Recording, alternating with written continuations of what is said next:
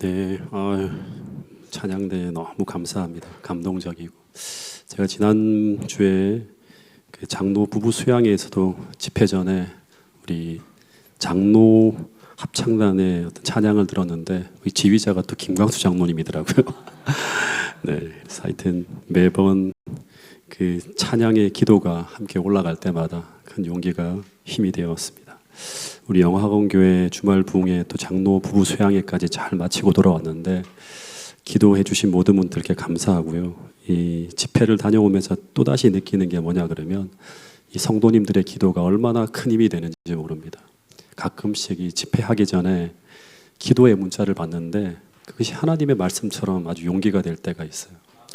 지난번 재작년에 그 서부지역 야영회 전에도 그 새벽에 한 2시쯤 문자가 하나 왔는데 너무 감동적인 그 말씀의 내용을 들으면서 하나님이 마치 그 성도님을 통해서 이렇게 내가 너를 붙들어 줄 거야 라고 하는 그런 문자를 받으면서 그 힘을 가지고 제가 단에 선 적이 있는데 하여튼 지금 이 태능교회 중보기도팀이 아주 활발하게 기도 제목을 받아서 함께 기도하고 있는데 또 연합 기도할 때마다 여러분 정말 기도가 태능교회에서 살아 움직여서 하나님의 영역을 우리가 힘입으면서 하나님의 일을 감당하고 여러분의 모든 가정사라든가 모든 힘든 일들이 하나님의 도움으로 해결되어지는 그런 놀라운 일들이 경험되어지기를 간절히 바라겠습니다.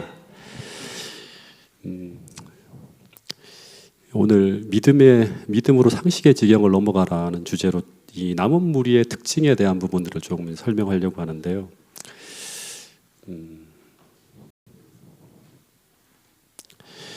그 투자 전문가이자 미국 금융가인 월가의 현자, 그러니까 경제 분야에서는 현자라고 불리는 이 나심 니콜라스 탈레브라는 사람이 있었는데 이 사람이 2007년에 블랙스완, 검은 백조라고 하는 책을 내었어요. 당시 이 책이 29개국의 언어로 이렇게 이제 번역되어졌고 17주간 뉴욕타임즈 베스트셀러에 올라간 책인데 근데 이 저자가 이 책이 발간된 직후에 한 강연에서 어떤 얘기를 하는가 하면 앞으로 머지않아서 상상할 수 없는 최악의 파국이 미국 월가를 덮칠 거라고 하는 그런 예언을 했습니다. 왜 안 넘어가죠? 네. 네. 그런데 그때 이제 뉴욕 타임즈에서 이 책에 대해서 혹평을 하는 기사를 실었고 당시 대부분의 금융계에 속한 사람들이 이 탈레브의 말에 별 관심을 기울이지 않았습니다. 근데 불과 1년 만인 2008년도에 여러분들 잘 아시죠? 2007년도에 이 책이 나갔고 그리고 2007년도에 이 사람이 강연을 했는데 근데 2008년도에 딱 1년 후에 이 사람의 예견대로 서브프라임 모기지 사태로 이제 막 미국에서 엄청난 일이 벌어집니다. 그러면서 당시 이 사람이 사용한 말이 이 검은 백조 현상이라고 하는 단어가 굉장히 유명한 관용어처럼 사용되어집니다. 이 검은 백조 현상이라고 하는 것은 뭐냐 그러면 불가능하다고 인식되는 상황이 실제 발생하는 걸 말하는 거예요. 다시 말해서 누구도 예측하지 못한 일, 일어날 확률이 0.1% 정도밖에 안 되는 그런 일이 벌어지고 일어나는 것, 이것을 가지고 뭐라고 하는가 하면 검은 백조 현상이라고 합니다. 이 검은 백조 현상이라고 하는 말이 무슨 말인가 하면 17세기 전만 하더라도 전 세계 이 생물 도감에 백조는 무슨 색이죠? 네, 무조건 흰색이었습니다. 그래서 우리가 백조라고 부르잖아요. 그래서 우리는 이 검은 백조가 나타나기 전까지는 이 검은 백조는 없다고 가정하며 살아간다고 하는 것입니다. 왜냐하면 인간은 자신이 경험한 것만을 근거로 현재의 상황을 판단하기 때문이에요. 근데 영국인들이 호주로 쭉 이제 이주하면서 거기서 검은 백조를 처음 발견합니다. 그러면서 그동안 상식이라고 믿어왔던 그 통념이 완전히 무너지는 거예요. 그래서 우리 삶엔 언제나 이 검은 백조 현상이 일어날 가능성이 있다고 하는 것입니다. 왜냐하면 우리가 아는 것, 우리가 경험하는 것은 너무나 제한적이기 때문에 우리가 경험하는 경험치라고 하는 것은 불과 70년, 80년을 경험하는 것이 전부예요. 더하여서 아무리 우리가 빅데이터를 가지고 분석한다고 하더라도 우리 인간의 지혜와 경험치는 제한적이에요. 근데 어떻게 보면 이 성경에는 이런 검은 백조 현상이 일어날 것이라고 계속 예언하고 말씀하는 책이 성경이라고 하는 것입니다. 비 한 방울 내리지 않는 세상에 노아와 홍수가 일어날 것이라고 이야기하고 있고, 처녀가 잉태해서 아들을 낳을 것이라고 하고 있고, 더하여 재림으로 세상이 끝날 것을 이야기하고 있는데, 근데 이것은 이전까지 단 한 번도 일어난 적이 없는 백조 현상 같은 그런 현상이에요. 근데 이 탈레브의 이야기를 극소수의 사람만이 유의하고 믿었듯이 이 성경 말씀을 진심으로 믿고 살아가는 사람들은 이 세상에 극히 적다고 하는 것입니다. 교회에 다니는 사람들은 굉장히 많은데 정말 성경을 진심으로 믿고 그것을 대비하며 오늘을 살아가는 사람들은 진짜 극소수에 불과하다고 하는 것입니다. 근데 오늘 이곳에 앉아 있는 분들은 정말 성경을 온전히 믿고 거기에 진심으로 헌신하며 살아가는 사람들이 맞습니까? 아멘 소리가 조금밖에 안 들리네요. 여러분, 태능교회 모든 성도들이 정말 성경을 온전히 믿고 거기에 진심으로 헌신하며 살아가는 그런 사람들이 될 수 있기를 간절히 바라겠습니다. 시대소망에 보면 이런 말이 있어요. 주님께서 이 땅에 초림하실 때 그때 하늘의 사자들이 거룩한 진리의 빛을 세상에 나누어 주라는 부르심을 받은 하나님의 백성들의 뭐를 보고 무관심을 놀라움으로 바라보았다고 하는 거예요. 주님의 초림의 기별을 온 세상에 전하라고 하는 부름을 받은 사람들이 그 진리에 대해 아주 무관심했다고 하는 거예요. 그들은 무의미한 기도를 외우고 사람에게 보이기 위하여 예배의식을 거행하였으나 재물과 세상의 명예를 위하여 다투는 가운데 메시아의 나타나심을 위하여는 준비되지 않았다고 합니다. 근데 그 밑에 구절에 보면 그럼에도 불구하고 이 보이지 않는 분을 보고자 갈망하는 사람들이 극소수지만 있었다고 합니다. 근데 중요한 게 그 다음 포인트예요. 근데 이 극소수의 무리에게 천사들은 보냄을 받았다고 하는 구절이 나옵니다. 여기 보면 하나님은 당시 유대 백성 전부가 아니라 깨어서 주를 기다리고 있는 이들에게 주의 초림을 준비하기 위한 하나님의 계획을 알려주었고 더하여 그들을 통해 주님께서 초림하실 길을 준비하고 있었다고 하는 것입니다. 누가복음 1장 2장에 보면 이 천사들이 극소수의 무리에게 보냄을 받았는데 그래서 천사들이 이 남은 무리와 만나서 주의 초림을 준비하는 장면들이 이렇게 나타나는데 근데 천사들이 이 남은 무리에게 전하는 메시지가 어떤 메시지인가 하면 대부분 상식적으로 보면요, 이 땅에서는 도저히 일어날 수 없는 불가능한 일들, 상식적으로는 도저히 받아들일 수 없는 일들을 준비하라고 하는 지시가 내려집니다. 이것은 마치 노아 홍수 당시에 비 한 방울 내리지 않는 그 세상에 홍수가 나게 될 테니 홍수를 대비해서 방주를 지으려고 하는 것과 비슷한 명령이었어요. 그런데 이런 상식을 뛰어넘는 지시라 할지라도 노아는 인류를 구원하기 위한 거대한 방주를 지으라는 그 하나님의 명령에 순종하였다고 하는 것입니다. 그래서 노아가 그 시대에 누구인가 하면 남은 무리가 되는 것입니다. 마찬가지로 이런 상식을 뛰어넘는 지시라 할지라도 주님의 말씀이라면 순종할 수 있어야지만 우리도 주의 오실 길을 예비할 수 있는 남은 무리가 될 수 있다고 하는 것입니다. 누가복음 1장에 보면 이 초림을 준비하기 위해서 천사가 만났던 두 인물이 나오는데 그 중에 한 사람이 바로 침례 요한의 아버지 사가랴, 또 한 사람이 마리아예요. 이 누가복음 1장 7절에 보면 당시 사가랴가 늙어서 이제 모든 생식 기능이 끊기고요. 그리고 더 이상 아이를 기대할 수 없는 상황이 되었다고 하는 진술이 나옵니다. 근데 그때 마침 사가랴가 이 제사장 직무를 하기 위해서 성소로 들어가서 그 직무를 행할 때 그때 이 가브리엘이 성전에서 봉사하고 있는 사가랴에게 나타납니다. 그리고 그에게 사명을 전해요. 어떤 사명을 전하는가 하면 누가복음 1장 13절부터 16절에 보면 이제 내 아내 엘리사벳이 임신하여서 너에게 아이를 낳아줄 텐데 근데 이 아이는 어떤 아이인가 하면 주의 길을 예비하는 큰 선지자가 될 것이라고 하는 거예요. 그래서 이 아이를 나실인으로 키워내라고 하는 엄청난 사명이 부여됩니다. 예. 근데 이 천사의 이야기는 당시 사가랴의 상식으로 판단했을 때는 도저히 불가능한 일이었습니다. 왜냐하면 두 사람이 이미 한 90 가까운 고령이 되어서 생식 능력이 다 끊어졌기 때문이에요. 근데 이런 유사한 사건이 성경의 역사 속에 일어난 적이 있죠. 바로 믿음의 조상 아브라함의 아들 이삭이 태어날 때 똑같은 상황 속에서 아이가 태어납니다. 근데 사가랴는 평생 이 말씀을 백성들에게 가르치고 그리고 그것을 믿는다고 공언하는 제사장이었어요. 근데 실상 아브라함과 동일한 믿음의 도전 앞에 직면하여서는 그가 어떤 행동을 하는가 하면 이렇게 행했다고 합니다. 누가복음 1장 18절 말씀을 같이 한번 읽어보겠습니다. 시작. 사가랴가 천사에게 이르되 내가 이것을 어떻게 알리요? 내가 늙고 아내도 나이가 많으니이다. 이 사가랴가 천사에게 내가 이것을 어떻게 알리요? 내가 늙고 아내도 나이가 많다고 합니다. 그러니까 우리 두 부부가 나이가 이렇게 많은데 왜 우리한테 이거를 맡긴다고 하십니까? 어떻게 우리가 아이를 낳을 수 있습니까? 하면서 뒤로 물러나요. 다시 말해 사가랴는 지금 자신이 나이가 많아 아이를 낳을 수 없다는 이야기를 하고 있는데 더하여서 아이를 낳았다 하더라도 나이가 이렇게 많은데 어떻게 아이를 그 큰 일을 위해서 우리가 양육할 수 있겠습니까? 그런 말을 하는 거예요. 그런데 이렇게 생각하며 판단하고 있는 그 판단의 근거가 무엇인가 하면 상식이에요. 네. 상식이란 자신이 살아오면서 경험한 세상의 경험적 지식을 말하는 거예요. 그래서 사가랴는 지금 자신의 상식을 토대로 하여서 하나님 말씀을 어떻게 하고 있는 거예요? 판단하고 있는 거예요. 여러분 그런데 믿음이란 하나님의 말씀이 내 상식과 경험으로 봐서는 전혀 일어날 수 없는 것을 말할지라도 하나님을 신뢰하며 순종하는 것이 바로 뭔가 하면 믿음이에요. 시대 소망에 보면 이런 말씀이 있습니다. 이 말씀도 같이 한번 읽어보겠습니다. 시작.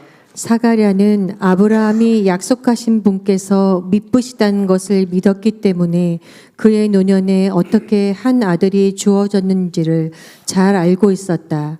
그러나 이 연로한 제사장은 잠시 인간의 연약성에 그의 생각을 돌렸다.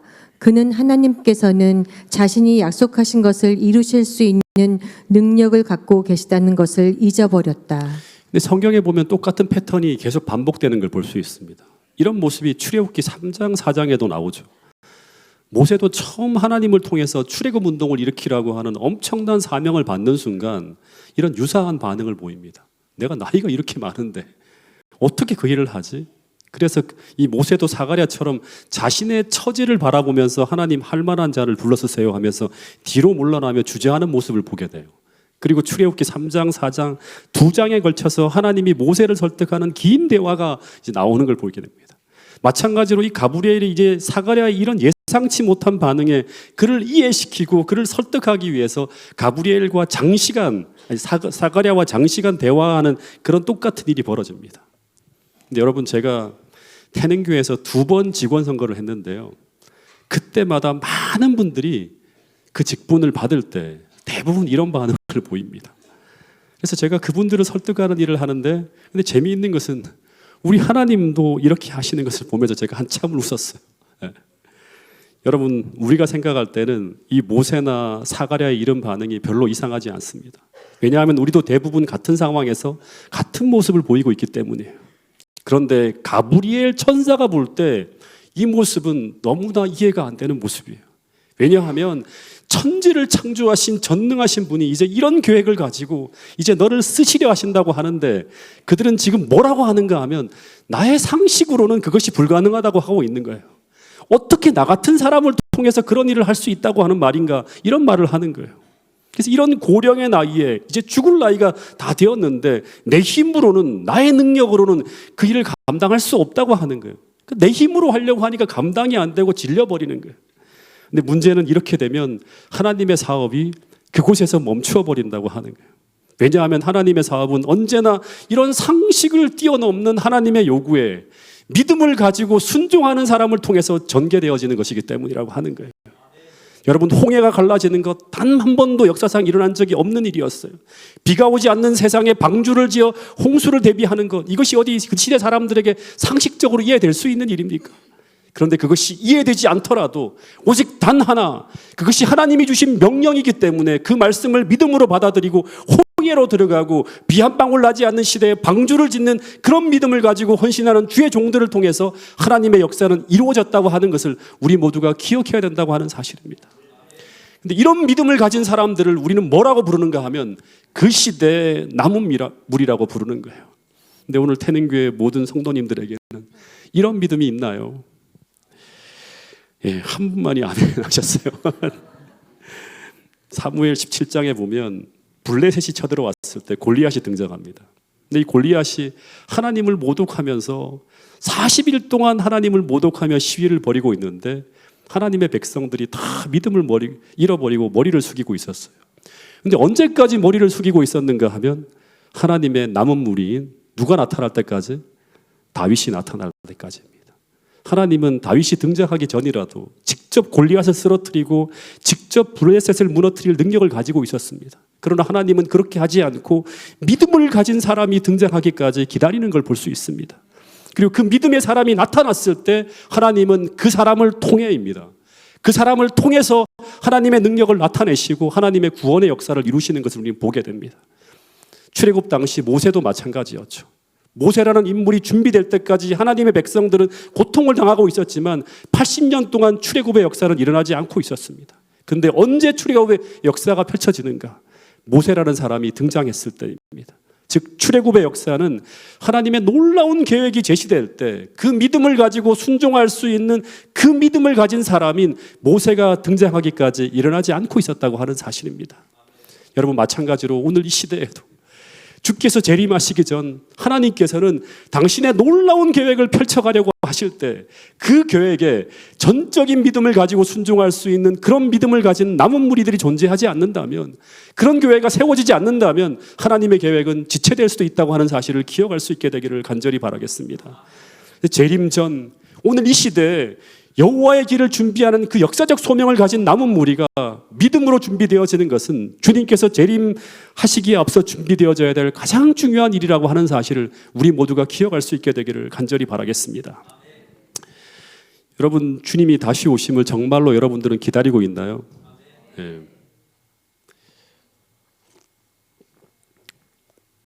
여러분, 로마서 8장 19절에 보면 이런 말씀이 있어요. 제가 최근에 이 말씀을 보면서 참 많은 생각을 했는데,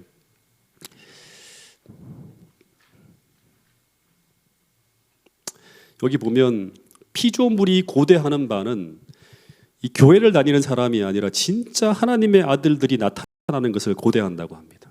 근데 그 하나님의 아들들이 누구인가 하면 이 로마서 8장을 보면 살아있는 믿음을 가지고 하나님의 일을 감당하는 세상이 감당치 못할 사람이에요.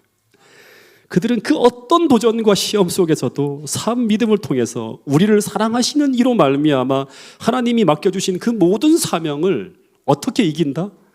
넉넉히 감당하고 넉넉히 이길 수 있다고 하는 승리의 고백을 하며 살아가는 사람들입니다. 즉 그들은 바울처럼 제한 없이 부어지는 그 하늘의 자원을 마음껏 사용하는 성령 충만한 사람들이에요.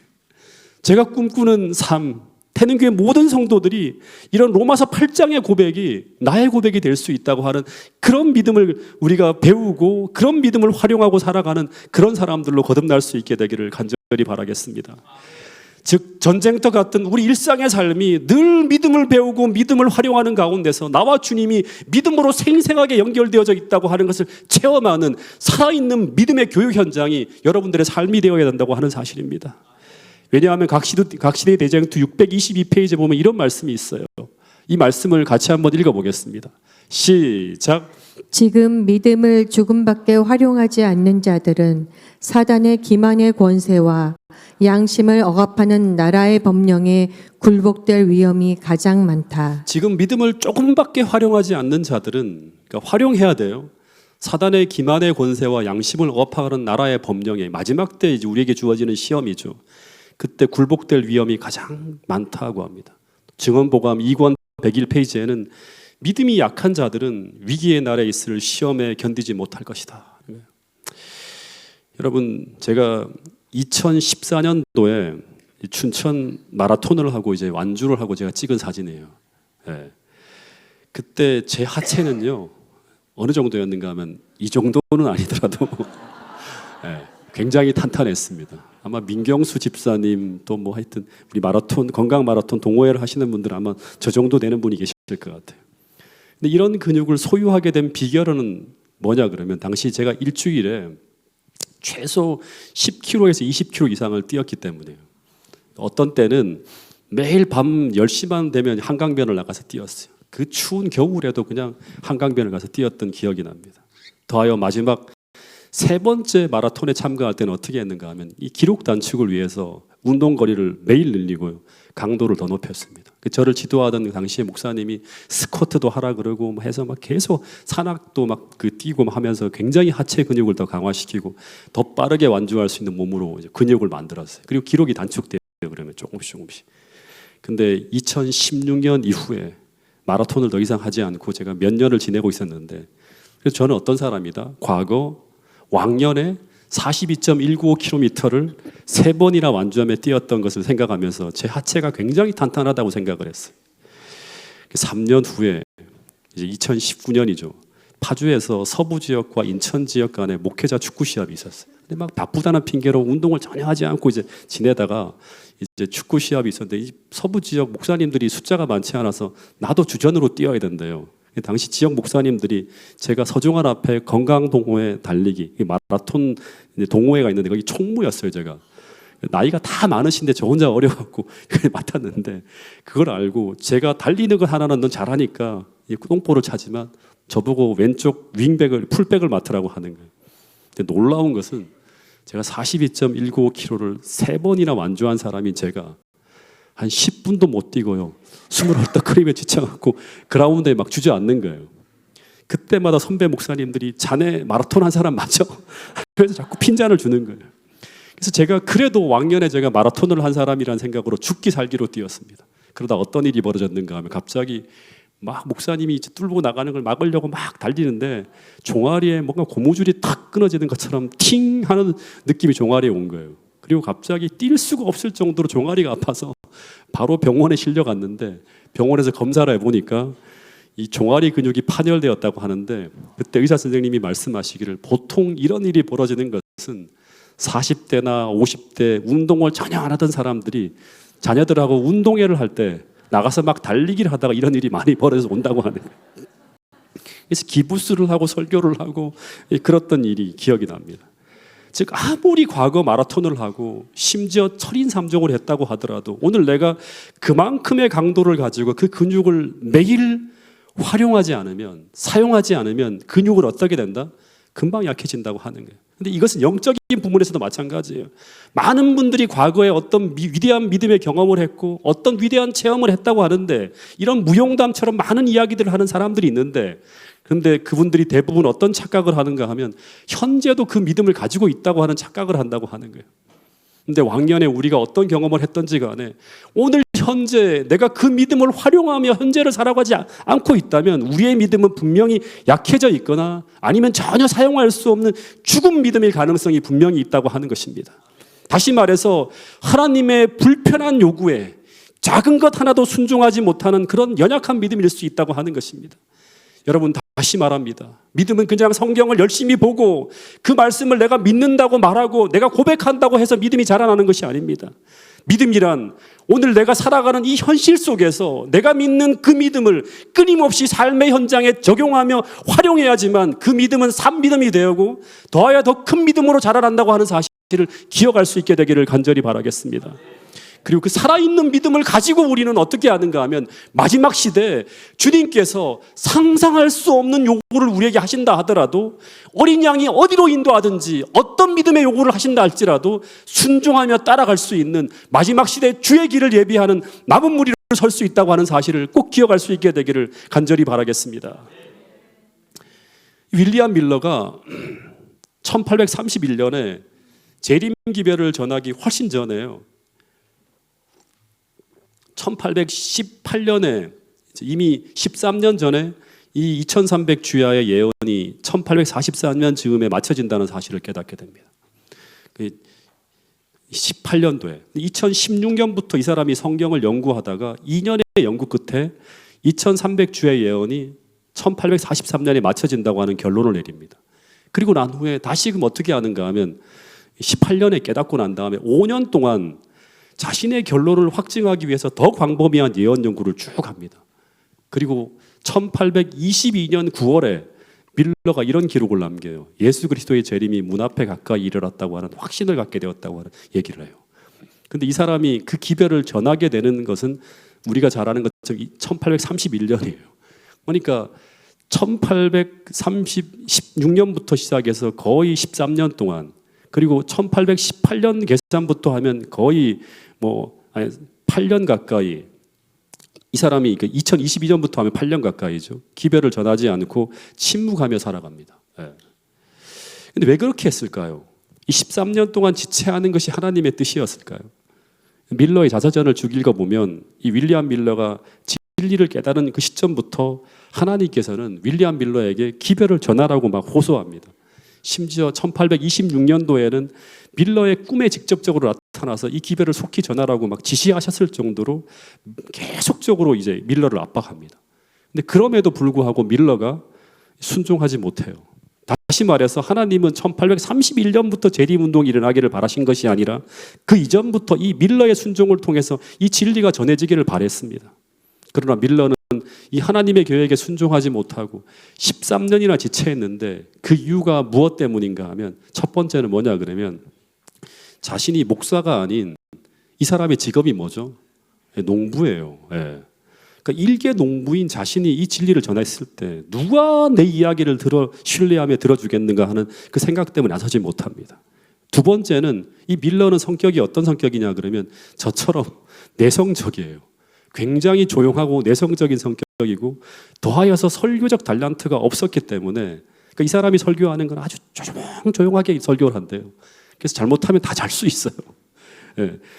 그런 어떤 사람이기 때문에 이 진리를 나 외에 다른 사람이 전해줘야 된다고 생각을 했어요. 그래서 어떻게 하는가 하면 심지어 아주 그 지역에 있는 목사들에게 편지를 쓰거나 찾아가서 나 대신에 이 진리를 전해달라고 요청을 합니다. 근데 이 이야기에 관심을 갖는 목사들이 없었다고 합니다. 근데 하나님은 당시에 미국 전역의 모든 사람 중에 당시 유대 지역을 전체를 다 돌다가 사가랴하고 마리아를 선택한 것처럼 미국 전역의 모든 사람들 중에 이 기별을 전할 가장 적합한 사람으로 이 밀러를 딱 선택하신 후에 계속 이 밀러의 믿음이 하나님의 뜻에 반응할 만큼 자라기를 기다리셨다고 하는 거예요. 그러다가 드디어 이 밀러가 이 하나님의 압박에 견디지 못하고 굴복해서 1831년부터 공적 활동을 시작하는데 그때 어떤 일이 벌어지는가 하면요. 밀러가 그동안 믿어왔던 모든 상식이 다 깨어집니다. 밀러가 이것을 수락하는 그 순간부터 그가 고민했던 그가 가진 달란트나 그의 능력이나 그의 학벌이나 그의 언변과 상관없이 그 시작부터 도무지 상상할 수 없는 일이 벌어집니다. 즉 도저히 그렇게 되리라고는 꿈조차도 꿀 수 없었던 어마어마한 결과들이 벌어집니다. 수많은 곳에서 기별을 전해달라고 하는 요청이 막 쇄도하고요. 그러면서 수백만의 사람들에게 이 진리의 기별이 전해지면서 미국 전역이 막 뒤흔들리는 거예요. 그러면서 하나님께서 준비해 놓고 이 믿음으로 그 밀러가 순종해 주기를 하나님께서 기다렸다고 하는 사실을 알 수 있을 만한 그런 일들이 벌어집니다. 당시 수많은 인물들이 일어나서 전직 농부인 이 밀러의 참모가 되어서 밀러를 돕게 되면서 밀러의 기별은 미국 전역을 강타하면서 대신앙 부흥이 일어나는 역사가 펼쳐지는 것을 보게 됩니다. 여기서 우리는 믿음의 아주 중요한 특징 중에 하나를 여기서 기억해야 돼요. 하나님께서 수도 없이 우리에게 가르치기를 원하는 정말 중요한 믿음의 특징이 하나 있는데 그게 바로 뭐냐 그러면 믿음이란 나를 신뢰하지 않는 것입니다. 제가 이거를 정말 계속 배우고 있어요. 저도 믿음은 나를 신뢰하지 않는 것이다. 여러분 잠언 3장 5절부터 6절에 보면 이런 말씀이 있습니다. 너는 마음을 다해서 여호와를 신뢰하고 내 명철을 의지하지 말라. 너는 범사의 그를 인정하라. 그리하면 내 길을 지도하시리라는 거예요. 마음을 다해서 여호와를 신뢰하고 어떻게 하지 말라? 너의 명철을 신뢰하지 말라고 하는 거예요. 범사의 그분을 인정하라. 그리하면 내 길을 지도하시리라. 그리고 빌립보 3장 3절에 보면 이런 말씀이 있습니다. 이 말씀은 같이 한번 읽어보겠습니다. 시작. 하나님의 성령으로 봉사하며 그리스도 예수로 자랑하고 육체를 신뢰하지 아니하는 우리가 곧 할례파라. 그러니까 우리가 진짜 그리스도인은 믿음으로 사는 사람은 자기의 육체를 신뢰하지 않아요. 그렇기 때문에 언제나 무슨 하나님의 일을 무엇으로 한다? 하나님의 성령으로 봉사해요. 그리고 그 결과는 나에게 영광을 돌리는 게 아니라 오직 예수님께 영광을 돌리고 자기 육체를 신뢰하지 않은 사람이 바로 곧 진짜 믿음으로 사는 아브라함의 후손이라고 하는 거죠. 여러분 그래서 우리는 끊임없이 이 믿음을 배워야 됩니다. 이 믿음이 산 믿음인데 산 믿음이란 끊임없이 나의 상식, 나의 지혜, 나의 경험을 뛰어넘어 요구하시는 그 하나님의 명령 앞에 순종하는 것입니다. 근데 왜 그렇게 해야 되는가? 여러분, 우리가 믿는 하나님은 어떤 하나님인가 하면 죽은 자를 살리시고 없는 것을 있는 것처럼 부르실 수 있는 창조주 하나님입니다. 여러분, 이 고백은 아브라함이 고백한 믿음의 고백인데요. 근데 이 믿음을 아브라함은 어디서 배웠는가? 이것을 단순히 책상에서 교회 예배당에서 배웠는가? 그렇지 않고 로마서 4장에 보면 사라의 경수가 끊어지고 자신의 생식 능력이 사라진 그때, 그 25년의 기다림의 끝에 이삭이 태어나는 그 삶의 현장에서 그는 이것을 배웠다고 하는 것입니다. 여러분, 그래서 성경적 믿음은 단순한 지식의 익힘으로 배울 수 있는 것이 아니라 이것을 배울 수 있는 장소는 어디다? 삶의 현장이에요. 전쟁터 같은 삶의 현장이라고 하는 것입니다. 그래서 하나님은 이스라엘 백성들에게 이 믿음을 가르치기 위해서 그들을 애굽에서 이끌어내어서 생존이 불가능한 죽음의 광야로 이끌어내셨다고 하는 거예요. 그들이 보기에 상식적으로는 행진이 불가능한 곳, 때로는 걸어 들어가면 죽을 것 같은 그런 곳으로 그들을 계속 인도하시면서 그 믿음을 훈련시켰다고 하는 것입니다. 그래서 그들은 그 불모의 환경에서 끊임없이 이 믿음을 활용하는 가운데 끊임없이 상식을 뛰어넘는 믿음의 삶을 끊임없이 배워나가야 됐어요. 왜냐하면 그 이후 그들이 가나안에 들어가서 만나야 되는 환경은 어떤 환경인가 하면 가나안의 7 족속이 우글거리는 그런 환경이었어요. 그런데 그들은 그곳에서 그 가나안의 7 족속을 물리치면서 그 땅을 정복하고 차지해야 되는데, 그러기 위해서는 그들의 무기와 그들의 지혜와 그들의 능력이 아니라 그것을 뛰어넘는 하나님의 지혜와 전략과 전술을 사용할 수 있는 사람이 되어야 했다고 하는 것입니다. 그래서 그것을 하나님의 지혜와 능력과 힘을 사용하기 위해서는 상식을 뛰어넘어 일하시는 그분의 지시와 명령 앞에 어떻게 해야 된다? 온전히 순종하며 따라갈 수 있는 믿음이 있어야 된다고 하는 것입니다. 이 역사를 보면 참 아쉽지만 만약에 이들이 이 믿음을 속히 배웠다면 그들은 애굽을 출발해서 시내산을 거쳐서 요단강을 건너서 가나안을 정벌하는데 단 1년 반이면 끝나는 계획이었습니다. 근데 그 기간이 40년이라고 하는 시간으로 연장되어지면서 더 긴 고통의 세월을 그들이 보게 되는데, 그 이유는 무엇인가 하면 바로 가데스 바니아에서 그들이 가나안 정벌을 앞두고 확인한 그들의 믿음이 살아있는 믿음이 아니라 어떤 믿음이었다? 죽은 믿음이었기 때문이라고 하는 것입니다. 이 죽은 믿음으로는 요단강을 건널 수도 없고 더하여 가나안에서 그 무시무시한 가나안 족속을 믿음으로 싸워 정복할 수도 없는 거예요. 그래서 하나님이 40년이라고 하는 기간을 지체했다고 하는 것입니다. 마찬가지로 오늘날 저는 이 이야기들을 제가 보면서 어떤 생각을 하는가 하면 이 재림이 지체되어지는 이유도 이런 이유일 수 있겠다는 생각이 드는 것입니다. 여러분, 오늘 우리가 성경을 맨날 읽지만, 다시 말해 맨날 창세기를 읽고 출애굽기를 읽으면서 성경 말씀을 믿는다고 말은 하지만 우리가 막상 그 믿음을 활용해야 될 상황에 직면하게 될 때 우리는 주저하거나 물러서거나 그렇게 할 때가 많다고 하는 것입니다. 그런데 왜 그럴까요? 그 이유는 딱 하나예요. 이 다윗이 골리앗을 이기는 경우를 우리는 성경책에서는 믿지만 성경을 떠난 오늘 우리의 현실 속에서는 우리가 거의 믿지 않고 살아가기 있기 때문이라고 하는 사실이에요. 다시 말해서 우리의 삶의 방식이 나의 지혜와 나의 능력과 나의 상식을 뛰어넘어서는 그런 상황에서는 하나님의 능력을 의지해서 믿음으로 도전하는 그런 경우가 거의 드물기 때문에 우리 삶 속에서는 이 성경의 말씀을 우리가 지식적으로는 알고 있다고 하지만 사용을 못하는 거예요. 근데 제가 하나 참 놀라운 게 뭐냐 그러면 이 골리앗을 쓰러뜨리는 다윗의 믿음이 어디서 나왔는가 하는 거예요. 그 수많은 사람들이 있지만 다윗과 같이 완전히 시대를 바꿔낼 수 있는 그런 믿음의 영웅이 어떻게 등장했는가. 부조화 선지자를 보면 이런 글이 있어요. 다윗이 그 골리앗과의 싸움이 있기 전에 그는 그의 일상의 삶 속에서 양을 지키기 위해 수도 없이 그를 공격하며 도전해오는 이 작은 골리앗과 같은 곰과 맹수에 맞서면서 그는 수도 없이 하나님을 의지하는 그 믿음을 활용하면서 그 양을 지켜내는 경험을 하였기 때문이라고 하는 것입니다. 다시 말해서 골리앗과 싸워야 하는 그 믿음의 도전이 있기 전에 어떤 일이 있었다? 일상의 삶을 통해서 유사한 싸움을 계속 승리하며 싸웠던 경험이 있다고 하는 것입니다. 태능교회 모든 성도들이 정말 이 마지막 시대에 주의 초림을 준비하는 그런 성도로 거듭나기 위해서 이 다윗처럼 일상의 삶을 통해서 끊임없이 승리하는, 믿음으로 승리하는 경험을 할 수 있게 되기를 간절히 바라겠습니다. 한 사람 좀 더 소개하면 이 누가복음 1장으로 한번 또 돌아가 보면 그 초림 당시에 이제 남은 물인데요. 이 가브리엘 천사가 이 사가랴처럼 이 주의 길을 예비하기 위해 남은 무리 중에 또 한 사람을 이 주의 천사가 만나는 장면이 나옵니다.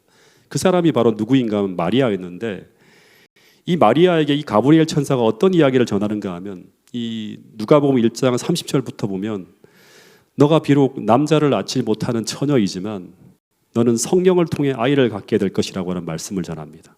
근데 그 아이가 어떤 아이인가 하면, 한번 여러분이 마리아라고 한번 생각하면서 한번 들어보세요. 이 아이는 인류 역사상 모든 이스라엘 여인이 고대하던 그 인물이에요. 4,000년의 인류 역사 속에서 온 인류가 고대해온, 여기 보면 하나님의 아들 또는 이제 뭐 이런 표현들이 있는데, 이건 곧 메시아라고 하는 거예요. 그런데 그런 인물을 탄생시키기 위해서 하나님은 누구를 사용하려고 한다? 지금 너를 사용하려고 한다고 하는 그런 얘기를 하는 거예요. 근데 이 일은 마리아가 볼 때는 도저히 믿을 수 없는 일이었어요. 그래서 이때 마리아는 아마 이런 생각을 순간적으로 했을 수도 있어요. 모든 사람들처럼 상식을 가지고 살아가니까, 천사여, 번지수를 잘못 찾은 거 아닙니까? 저는 보다시피 아주 평범하다 못해 너무나 천한 사람인데요, 제가 어떻게 그 일을 감당할 수 있겠습니까? 라고 되물을 수도 있어요. 그리고 제가 아직 결혼도 하지 않은 처녀인데 어떻게 아기를 가질 수 있겠습니까? 이런 생각들이 막 떠올랐을 거예요.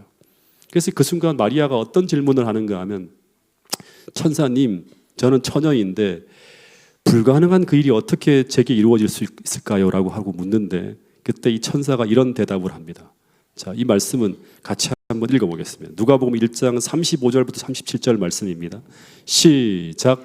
천사가 대답하여 이르되 성령이 내게 임하시고 지극히 높으신 이의 능력이 너를 덮으시리니 이러므로 나실 바 거룩한 이는 하나님의 아들이라 일컬어지리라. 대저 하나님의 모든 말씀은 능하지 못하심이 없느니라. 이 말씀은 어떤 말씀인가 하면요, 하나님께서 우리를 통해 하나님의 일을 하실 때, 그때 하나님께서 일하시는 방법을 설명하고 있는 거예요. 너무나 중요한 말씀이에요. 근데 이 말씀은 이렇게 이해할 수 있는 말씀이에요. 너에게 이 일을 하라고 하는 것이 아니다 하는 거예요. 너에게 이 일을 하라고 하는 게 아니야. 착각하지 마 하는 거예요. 단지 너 자신을 하나님의 도구로 하나님의 계획 앞에 드릴 수만 있다면 하는 거예요. 그러면 뭐가 임하고? 성령이 내게 임하시고 지극히 높으신 이의 능력이 너를 덮으리니, 지배한다고 하는 거예요. 그렇게 될 때 하나님의 계획은 너의 몸을 통해서 성취될 수 있다고 하는 거예요. 그래서 이 메시지의 핵심은 바로 이것입니다. 너는 이 하나님의 일에, 이 하나님의 계획에 내 몸을 믿음으로 내어 맡길 수 있겠는가라는 거예요. 만일 맡길 수만 있다면 그러면 이제 내가 할게 하는 거예요. 맡길 수만 있다면, 드릴 수만 있다면, 헌신할 수만 있다면 하나님은 어떻게 하신다? 이제 내가 할게. 내 방법으로 그 일을 이룰 거야. 이렇게 말씀하고 있는 거예요. 처녀가 임신하게 되는 것이 도저히 믿기지 않을지라도, 혹여 임신을 한 후에 너가 겪게 될 여러 가지 혼란스러움과 오해와 사회적 두려움이 생긴다 하더라도, 혹여 이 일로 인해서 처녀가 임신했다는 이유로 너가 돌에 맞아 죽을 수도, 사회적으로 매장될 수도 있을지라도, 그러나 하나님의 뜻을 이루는 이 일에 그 모든 걱정과 염려를 다 하나님께 맡기고 너 자신을 하나님께 바칠 수가 있겠니? 라고 묻는 거예요. 그렇게만 된다면 대저 하나님의 모든 말씀은 능하시 못하심이 없는 이란 이 말씀 앞에 모든 불가능한 환경과 상황이 다 극복되어지는 놀라운 일이 펼쳐질 것이라고 하는 것입니다. 이 하나님의 영광스러운 역사가 태능교회 모든 성도들의 삶 속에 나타날 수 있게 되기를 간절히 바라겠습니다. 여러분, 오늘 하나님은 오늘 우리에게도 이런 놀라운 하늘의 계획을 가지고 오실 수 있다고 하는 사실을 믿을 수 있게 되기를 간절히 바라겠습니다. 그런데 그때 오늘 우리는 어떤 대답으로 하나님께 응답해야 될까요? 여러분, 그때 마리아는 이런 대답을 했다고 합니다. 이것은 어찌 보면 우리 모두가 배워야 할 모범 답안이라고 생각할 수 있는 그런 말씀이에요. 자, 누가복음 1장 37절 38절 말씀을 같이 한번 읽어보겠습니다. 시작. 대저 하나님의 모든 말씀은 능하지 못하심이 없느니라. 마리아가 이르되 주의 여종이오니 말씀대로 내게 이루어지이다 하매 천사가 떠나가니라. 인간적으로 판단할 때 불가능할 것처럼 보이는 그 하나님의 명령 앞에 나의 상식이 아닌 믿음으로 자신을 드릴 수 있는 그 믿음, 그 믿음을 소유한 사람을 통해서 주의 초림의 역사가, 주의 오실 길이 예비되어졌다고 하는 것입니다.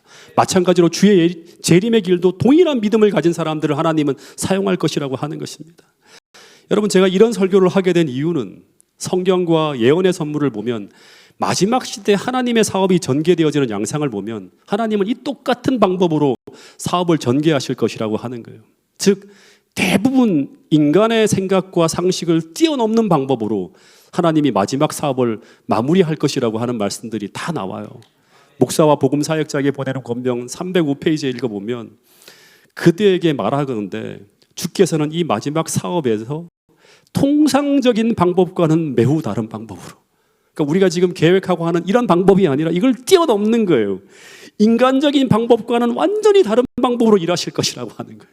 그래서 마지막 때 하나님께서 당신의 사업을 완성하기 위해 사용하시는 아주 단순한 방법을 보고 사람들은 놀랄 것이라고 하는 거예요. 여러분, 이 말씀을 믿게 되기를 간절히 바라겠습니다. 또 하나, 교회 증언 5권 754페이지를 보면 번개의 속도로 이 사업이 마쳐질 거라는 내용이 있어요. 다시 말하면 지금 돌아가는 상황을 보면 복음 사업의 전개 과정의 진척의 속도가 너무나 더딘 것처럼 보이고 이 복음 사업의 전개가 어려울 것처럼 보입니다. 그러나 마지막이 가까울 때 하나님은 이런 국면을 단 한순간에 바꾸어 버릴 하나님의 놀라운 방법을 동원하게 될 수 있다고 하는 것입니다. 다시 말해 뭔가 지금과 같은 방법이 아닌 하나님의 새로운 방법을 동원하실 것이라고 하는 거예요. 그런데 그때 우리는 우리의 통상적인 상식을 깨트리는 방법으로 우리를 사용하고자 하실 때 우리가 맨날 상식을 넘어서는 믿음의 경험을 하고 있지 않다면 그때 우리는 이 마지막 시대에 하나님의 도구가 되는데 실패할 수도 있다고 하는 사실을 기억할 수 있게 되기를 간절히 바라겠습니다.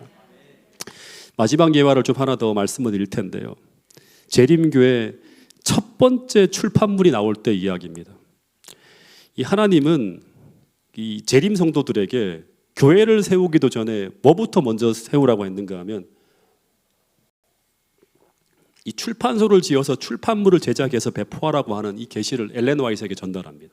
이 1848년 11월 달에 이 출판물의 필요성에 대한 계시가 임해요. 이때 인치는 그런 계시하고 같이 오는데 그래서 엘렌 화이트이 제임스 화이트에게 이런 편지를 보냅니다.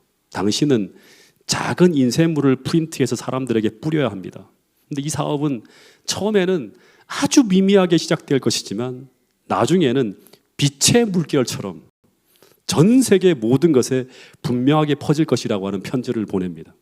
근데 제임스 화이트이 이 이제 계시를 이제 편지로 받은 다음에 참석한 사람들에게 이 계시를 전하면서 사업을 시작하자고 제언합니다. 근데 문제는 뭐냐 그러면 돈이에요. 재정 문제예요. 근데 당시 화이트 부부가 얼마나 가난했는가 하면 진짜 눈물 날 정도로 막 그렇게 이제 그 자서전을 보면 얘기가 나오는데 당시 제임스 화이트이 몸이 불편해요. 근데 이 사람이 직업도 없이 철도 개설을 위한 일용직 노동이나 산판을 내서 하루하루 이제 벌어서 먹고 살아가고 있었는데, 근데 이 사람이 자기도 이제 뭐 이렇게 벌어먹고 살아야 되지만 그러면서도 뭘 해야 되는가 하면 재림 성도들을 방문해야 돼요. 집회 가서 말씀을 전해야 돼요. 그럴 때마다 뭐가 필요할까요? 돈이 필요한 거예요. 근데 이것만 하더라도 재정적으로 너무 부족한 형편이었어요. 그래서 매일같이 비참하게 이렇게 힘들게 살아가고 있었는데 그런 상황에서 또 뭐를 해라? 출판 사업을 하는 것을 하라나 이걸 받고 난 다음에 생각해 보면 인간적으로 볼 때는 불가능한 일이었어요. 왜냐하면 출판 사업은 막대한 돈이 들어가야 되는데 당시 교인들의 숫자가 몇 명이었는가 하면 100명도 안 되고 대부분 가난한 사람들이었어요. 그런 상황에서 출판 사업을 할 경우 예상되는 게 뭐냐 그러면 얼마나 더 굶어야 될지 모르는 그런 상황이었다고 하는 글이 나와요. 더군다나 출판 사업은 비용뿐 아니라 전문적인 사역이에요. 경험이 없는 이런 사람들이 하는 건 너무나 무모한 거예요. 근데 당시 엘렌 화이트 부부는 마리아처럼 이 명령은 누구의 뜻이다? 하나님의 뜻이므로 지체하는 것은 안전하지 않다고 하는 생각 속에서 이 하나님의 계획 속에 자신의 모든 걸 던지는 믿음의 모험을 감행합니다. 도서관에서 3실링짜리 포켓 성경하고요, 표지가 다 떨어져 나가는 중고 성경 사전, 그 성구 사전을 가지고 천신만고 끝에 출판물을 만들어내는데, 근데 문제는 이것을 출판해야 되는데 발행할 돈이 없는 거예요. 이 제임스 화이트이 이 글을 출판해줄 인쇄업자를 찾아갖고 막 돌아다니는데 아무도 선불이 아니라 돈을 먼저 줘야 되는데 선불로 줄 건 없는 거예요. 후불로 인쇄해달라고 하는 얘기를 하니까 다 거절하는 거예요. 그런데 기도하고 기도했는데 인근 마을에 미들타운에 찰스 펠튼이라고 하는 인쇄업자가 인쇄비는 후불로 처리하기로 하고 1,000불을 먼저 인쇄해 주기로 했다고 합니다. 근데 이 사람은 재림 성도가 아니에요. 근데 이 제임스 화이트의 정직성을 믿고 인쇄를 해줍니다. 우리가 정직하고 신실하고 깨끗하게 살아야 돼요. 선하게 살아야 돼요. 근데 이것이 바로 1849년 7월인데 8페이지짜리 현대진리라고 하는 잡지가 처음으로 나옵니다. 근데 그때 엘렌 화이트이 이렇게 기록했어요. 그 인쇄소에서 제1호 출판물을 가져왔을 때 우리 모두는 그 주변에 모여서 겸손한 마음과 뜨거운 눈물로 머리 숙여 주님께 기도했다. 주님의 축복이 당신의 종이 기울인 작은 노력 위에 임하기를 간구했다. 이런 방법으로 출판 사업이 진행되어졌다고 하면 그 후 그 출판 사업은 상식적으로 보면 한두 번 찍어내다가 출판소 문 닫아야 돼요. 망해야 됩니다. 근데 그렇게 시작된 그 출판 사업이 계속 확장되어지고 번영하면서 리뷰 앤 헤럴드라고 하는 출판사가 세워지고 오늘까지 이어져서 지금 시조사를 포함한 전 세계 출판소를 계속 만들어내면서 재림기별이 온 세상에 전해지는 그런 도구로서 활용되어지는 기적을 보게 됩니다. 여러분, 처음 엘렌 화이트의 계시에서 보였던 것처럼 이 사업은 처음에는 미미하게 시작될 것이지만 나중에는 어떻게 된다? 빛의 물결처럼 전 세계 모든 곳에 분명하게 퍼지게 될 것이라는 그 말씀 그대로 이루어집니다. 여러분, 다시 말씀드립니다. 하나님의 계획이 우리 앞에 제시될 때 우리는 나의 상식이 아니라 믿음을 활용해서 그 계획 앞에 순종하며 나갈 때 하나님은 우리의 능력이 아니라 하나님의 능력으로 그 일을 이루신다고 하는 사실을 믿게 되기를 간절히 바라겠습니다. 그래서 하나님의 말씀이면, 하나님의 뜻이면, 하나님의 명령이면 그것이 모두 가능하다는 믿음을 가지고 불가능을 뛰어넘는 위대한 도전을 할 수 있는 태능교회 모든 성도들이 될 수 있기를 간절히 바라겠습니다. 마지막 두 구절을 읽어드리겠습니다. 불가능에 대해 이야기하는 것은 믿음이 아니다. 하나님께는 뭐가 없다? 불가능은 없다. 하나님의 뜻이면, 주님께서 하라고 하신 일이면 하나님께서 하시기 때문에 불가능이 없는 것입니다. 믿음은 사용할수록 크게 증가된다. 이 말씀이 태능교회 모든 성도들의 가슴 속에 담겨지고 심어져서 사도행전을 꿈꾸는 우리가 구호만이 아니라 실제로 그런 성령의 권능을 사용할 수 있는 그런 교회로 거듭날 수 있게 되기를 간절히 바라겠습니다. 이 진리가 진리로 세상에 드러나고 이곳에 하나님이 계시다고 하는 사실을 세계 도처에 증거할 수 있는 성령 충만한 교인들이 태능교회 모든 성도들이 될 수 있기를 간절히 바라면서 오늘 말씀을 줄이도록 하겠습니다.